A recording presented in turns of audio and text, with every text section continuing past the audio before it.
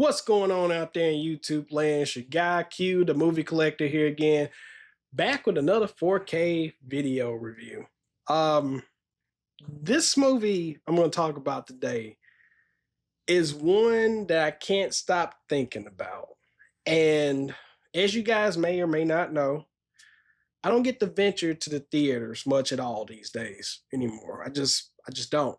I work my butt off, come home, and I'm just exhausted. And I want to relax on the weekend and watch movies. That's kind of like how I do things.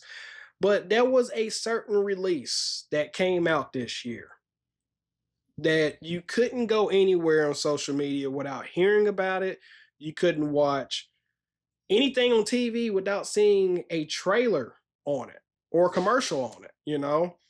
Um, this movie, I'm not gonna lie to you guys. I'm not gonna say I was surprised about the hype that it built up, but I saw a lot of people talking about it, and that's the big thing about it. And I don't buy into the hype a lot of the times. I just don't. Hype can literally make or kill a movie if you let it. If you let it. So when this release came out, I said, man, I've got to get this and pick this up. And I am talking about Ryan Coogler's Sinners. Yeah, man. This film right here. You take, the 1900s,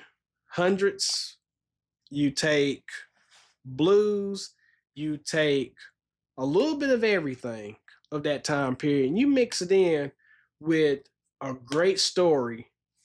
You add in vampires, and you've got an awesome, awesome film. Now, I'm a huge fan of Ryan Coogler. Been a fan of his since I want to say Black Panther. Black Panther is what really introduced me to his films. And from that, of course, there's the Creed movies. You got the Creed movies as well. But him and Michael B. Jordan, they've done a lot of stuff together, So when I saw that he was making this film and wanted to bring on Michael B. Jordan, I just knew it had to be something special. So this movie follows the two characters of Smoke and Stack, both played by Michael B. Jordan. They're twin brothers. They make their way back home from Chicago, and they're hustlers. They got money. They're wanting to open up a juke joint back in their hometown so that way they can continue to make money. They've brought back a lot of alcohol, which, keep in mind, this was during the Prohibition years. So that was bootlegging. And the characters, I would love to see him venture back into the characters anyway, because there's still a lot about the two characters that he didn't dive too much into, but that's not a complaint. That's just me wanting to see more. The two characters, obviously, they were associated with Al Capone. And if you know Al Capone was huge on the bootlegging back in those years. And so they come back, they buy a building from someone in the Klan, and he sells them this building, and they decide to make it over. They come back, visit some friends and everything, and they start inviting people, getting some musicians, which also features their cousin, who's a preacher's boy, if you will. And they go and they open up this juke joint. They invite everyone in. But things start to go a little north when they have an unexpected visitor that comes knocking on the door. And of course, if you're familiar with vampire lore, you can't let a vampire in unless you invite them in. So, but things go a little crazy. I don't want to spoil it for you because this is a movie that I don't want to spoil. I know a lot of people say this is a movie that's a tale of, I want to say, two halves. A lot of people like to say, oh, I really loved the first half of the film, and the second half of the film is where it fell apart. My opinion is I love the whole thing. I loved the whole thing. I thought the movie flowed beautifully. I thought The story was incredible amongst the characters. You got a little bit of backstory with a lot of the characters, and you got to see the relationships and everything. And most importantly, you cared about every character in this film except for a few people for obvious reasons. But um, man, I really, really enjoyed this film, and still, I can't stop thinking about this movie. I really can't. Um, Ryan Coogler shot this thing on film. Okay, he shot it on film. So with that being said, the movie looks phenomenal. I'm not going to dive into the 4K just yet. Um, but one of the things I really love that they did, and I wish all the studios would start incorporating this. It says right here on the front, as you can see there. You see hold on, focus. There you go. See where it says expanded aspect ratio sequences. I love that. How come we can't get all the movies that have IMAX scenes in it put in the physical format? I love that he did this with this. Him and Warner Brothers. Whoever was responsible for that, thank you. Thank you, thank you, thank you. But yeah, let's talk about transfer. Let's talk about it. The film looks very organic. Very, very organic. It's very beautiful. And as you know, Warner is the type of studio that with their releases, they don't do a lot of Dolby Vision. This is one of those rare occasions it does have Dolby Vision. The movie looked beautiful. I mean, Ryan Coogler, he shot a masterpiece of a film. And I'm not into like film studies or anything like that, but I would assume that, man, this is a movie probably in film classes. They're going to be talking about this film from the way it was shot. I mean, through the beautiful, beautiful mornings and throughout the days, it looked incredible. It looked incredible. Even down to the night scenes, it looked even better. They have a scene in particular that just blew me away and almost had me to tears because it was so beautiful and the meaning behind the scene. And that was the surreal musical sequence in the juke joint. One of the best scenes I've ever seen filmed, period. And the way they put it together would just blow you away as well.